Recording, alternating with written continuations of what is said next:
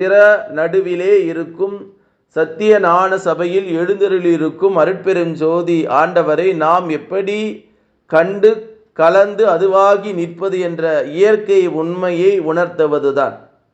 வெளியில் எங்கேயோ எப்படி எல்லாமோ தெய்வ வழிபாடு செய்தும் பெற முடியாத அக அனுபவம், புற அனுபவம் சார்ந்த ஆனந்த வாழ்வை நாம் எப்படி பெறுவது என்கிற வாய்ப்பு இப்போதும் நமக்கு கிடைத்திருக்கிறது. திரு அருள் பிரகாச வள்ளலாருக்கு முன்னால் கடவுளினுடைய அருள் உண்மையை யாரும் சரியாக புரிந்து கொள்ளவில்லை. உயிருக்கு உயிராக இருந்து நம்மை இயக்கும் கடவுளை அவர் எங்கே வெளியிலே இருக்கிறார் என்று எண்ணியிருந்தார்கள்.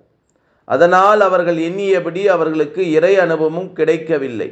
நம்மூள் இருந்து நம்மை இயக்குபவர் இறைவன்தான் என்பதை வள்ளலார் தம் அருள் நெறி அனுபவத்தால் அறிந்து நமக்கு சொல்லியிருக்கிறார்.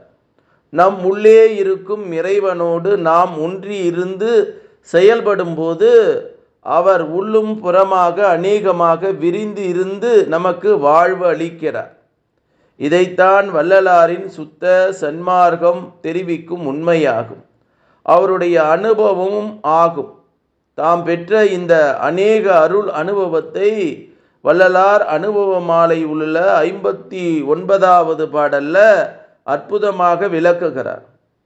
ஐயமுற்றார் எல்லோரும் புறம் இருக்க நான் போய் அம்பலத்து திருநடன்கான் காட்சியளிக்கும் போது மையகத்தே பொருந்தாத வள்ளல் அருள் கருணைதான் மடிபிடித்தார்.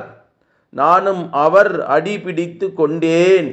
மெய்யகத்தை நம்மை வைத்து வீத்திருக்கின்றாய் நீ, விலங்கு சன்மார்க்க நிலை விளங்குக என்று எனது கையகத்தை ஒரு கங்கணம் புனைந்தார்.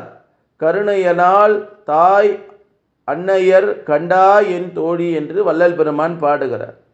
அருட்பெரும் ஜோதி ஆண்டவர் எங்கே இருக்கிறார் என்று தெரியாமல் சந்தேகத்தோடு இருந்தவர்கள் எல்லாம் வெளியிலே இருக்கிறார்கள். நானே உன் உள்ளே இருக்கும் திருச்சிற்றம்பலத்தில் அருட்பெரும் ஜோதி ஆண்டவர் திரு நடனம் புரிவதை கண்டு இன்புற்று கொண்டிருக்கிறேன்.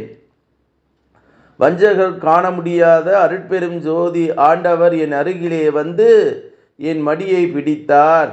நான் அவர் திருவடியை பற்றி கொண்டேன். உன்னுள்ளே என்னை வைத்து கொண்டு ஏன் தவித்து கொண்டு இருக்கிறாய்? உனக்கு பெருவாழ்வு அளிக்கிறேன்.